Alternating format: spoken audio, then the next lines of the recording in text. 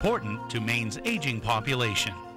Presented by the Maine Association of Area Agencies on Aging, providing leadership, education, and advocacy on behalf of Maine's aging population. And sponsored by AARP Maine. To learn more about the positions of Maine's candidates for governor and Congress, go to www.aarp.org/yourvote.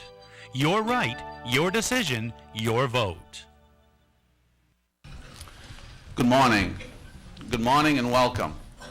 Welcome to your Spectrum Generations Muskie Center, and welcome to your Maine Association of Area Agencies on Aging Gubernatorial Candidate Forum on Elder Issues.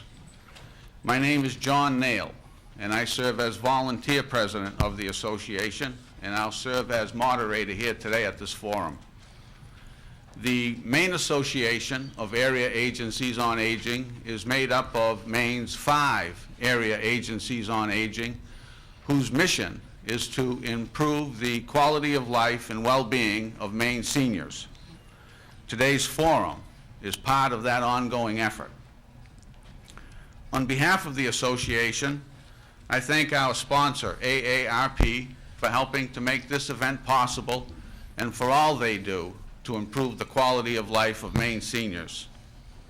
I'd also like to thank Muriel Scott, Executive Director of Spectrum Generations, and her good staff here at the Muskie Center for hosting this event.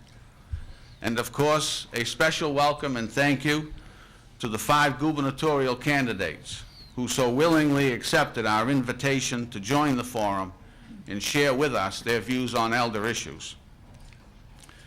The forum format consists of 5 questions that each candidate will be given 2 minutes to respond to. The order of seating and the order of candidate response to the first question was determined by the luck of the draw. Subsequent questions will be asked of candidates on a rotating basis so that each candidate will have the opportunity to be the first to respond to a question. So the first question will go to Sean Scott, and then, Sean Moody, followed by Elliot Cutler, Paul LePage, Kevin Scott, and Libby Mitchell. And then the second question will go to Elliot Cutler, and then on down the line. The candidates need no formal introduction, as they have been on the campaign trail and in our living rooms for the last 6 months. We have a lot of ground to cover, so let's begin. Question 1.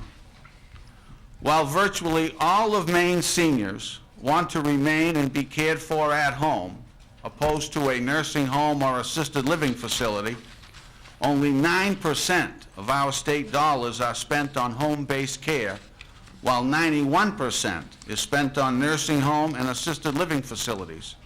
If elected governor, what would you do to put more money into home and community-based programs? Sean Moody. Well, thank you. Good morning. We've studied a lot of information about Maine and the different interests, and I can honestly say, reading up and studying on aging and the elderly, I think it's one of the most complex issues that we've had to face. And to your question, John, we need to do more, obviously do more, to keep people in their homes, for a variety of reasons. I mean, Mainers are truly independent, and the last thing they want to do is leave their homes or leave their families to go into a facility. So we would definitely advocate to shift the funds and balance that so that more money went into keeping the seniors in their homes for as long as they could. And one thing that I know has affected my life dramatically is my parents were divorced when I was young, so I looked for older people, typically males, as mentors, as coaches, and role models. And I listened to them because they have a lifetime of experience. They've had good things and bad things that they equally share. So the elderly population is so vital to educating our youth and keeping them on the right track. And that interaction is just crucial to Maine society. So keeping them in their homes with their families as long as we can is absolutely vital.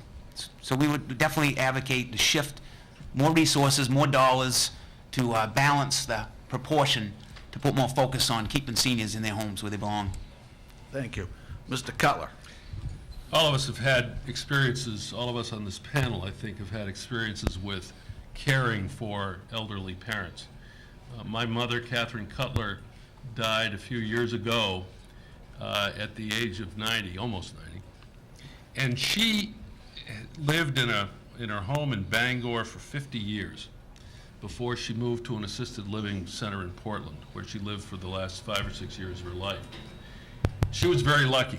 She had the opportunity to live in the home in which she'd lived with her husband for a long, long time, and then she had the opportunity to move to Portland and be with her 3 sons for the final years of her life.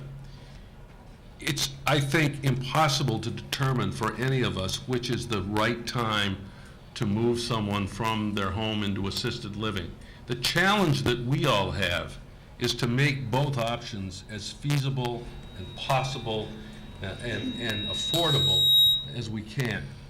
The costs of living and doing business in the state of Maine, the cost of electricity, the cost of home heating oil, the cost of health care, the costs of government and other public services are making it increasingly difficult not only for us to live and work in Maine, but increasingly expensive for any of us to live in either shared facilities or to stay in our own homes. And this is a problem that affects the whole state. You know, we all here may be either representing elder citizens or elder ourselves. But I'll tell you something, everybody in the state of Maine shares the problem that I'm talking about, the cost of living and doing business in the state of Maine. We have to focus on specific strategies to change that condition, and that's what I'm going to do when I'm governor. Thank you. Mr. LePage. Thank you all for being here today. I take particularly pride